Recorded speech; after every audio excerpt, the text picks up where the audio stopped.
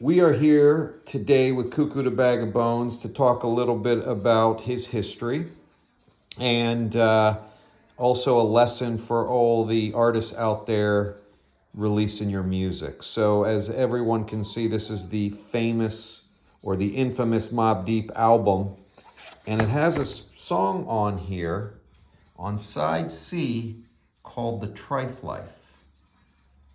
So, Cuckoo, can you tell me Yeah. a little bit about The Trife Life? Oh man, yeah, that's a great story. Well, I mean, basically, Trife Life was my second song that I recorded as an artist. The first one was Cuckoo's Nest, and then we went into the Trife Life. So I had these two songs, and like people was going crazy over it. So I remember at the time, Prodigy's boy lived in our projects, in Promenade, in Flushing. So one day I'm home, I'm chilling. I don't know what I was doing, but I was just lounging. And then my brother come in the house with Prodigy and his man. And I'm looking, Prodigy, and this was before they had got the deal, or they was in the process of the deal with Loud. So my brother was like, yo, boom, let me put the demo on. So then, he played, Cuckoo's Nest. Prodigy, he didn't really say nothing. And then Trife Life came on. And then after it was over, he got up. Then he looked at me and he gave me a pound. You know what I'm saying? That's what I remember. And then he left.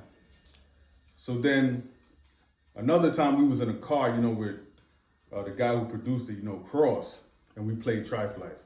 And then P looked at me. He was like, "Yo, did you ask Nas? You know what I mean? Permission to use the Trife Life?" And I was like, "Nah, I just did it." Well, anyway, like fast forward, I'm listening to the Infamous, and actually, I love the Infamous album. It's an amazing album. It's an amazing album. And I heard Trife Life, and I'll tell you where I heard it. I heard it at Prodigy's house Okay. in Long Island, because he used to live in Hempstead. His grandmother, Bernice Johnson, she had the big house out there. So we in the basement, and P just got the album. So he's sitting down in his basement. He had like a little setup where he made beats. And he played the Infamous album from beginning to end. So we listened to the whole thing.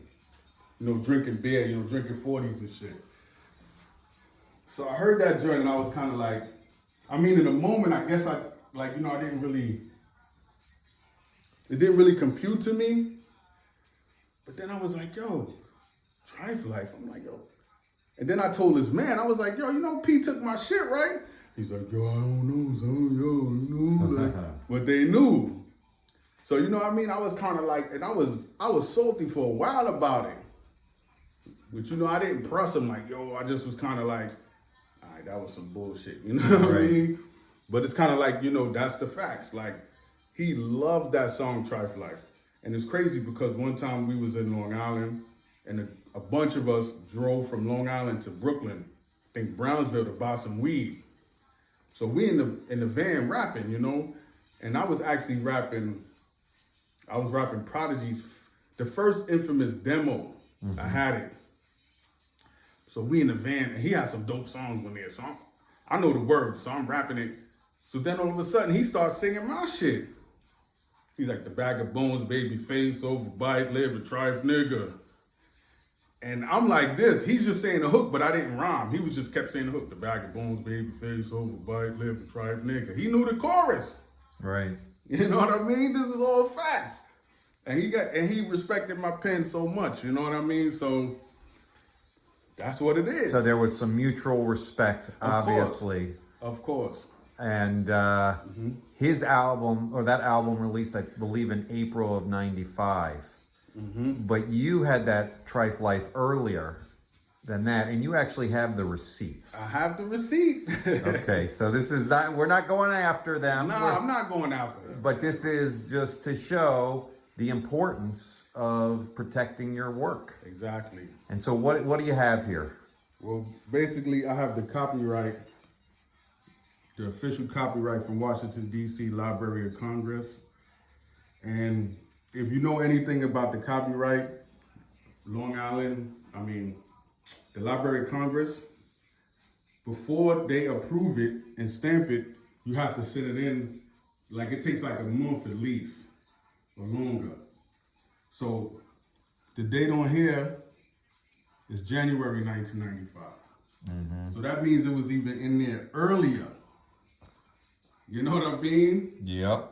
So like technically, it was submitted in 94. There it is. Wow. So the lesson there, and you copyright all your songs. Yeah, all my stuff is copywritten. But I ain't see the go after them, like, cause for me, I look at it like this. Like Nas came up with the word. And when I heard him say that in the World Is Yours remix, he didn't have a definition on what the Trife Life was. He just said the word. And I was like, oh, that's a cool word. You know what I mean? So I just took that word and I made a definition about what the Trife Life is. So if you listen to Trife Life, my Trife Life, you will hear different scenarios on what the Trife Life is. The Infamous album, they did it, but they didn't really have a definition. Right. You know what I mean? So it was kind of like, okay. So what is your final definition, or what is your definition of the Trife Life? It's on the Cuckoo's Nest. People can hear it, of course. Yeah. But the definition of the Trife Life is what I looked at it is what we go through every day at that time in the neighborhoods, in the hood. Whether it be with drugs or credit card schemes or setups or like stick ups. Like that's basically what my song Trife Life is reflecting. What we go through every day. Got it. That was my outlook on it, Okay. Yeah. So there you go. There's the official definition of Trife Life, the copyright, and the protection of intellectual property. All right. You already know I don't cap. You know what I'm saying? I don't cap. That's one thing I don't do. There you go.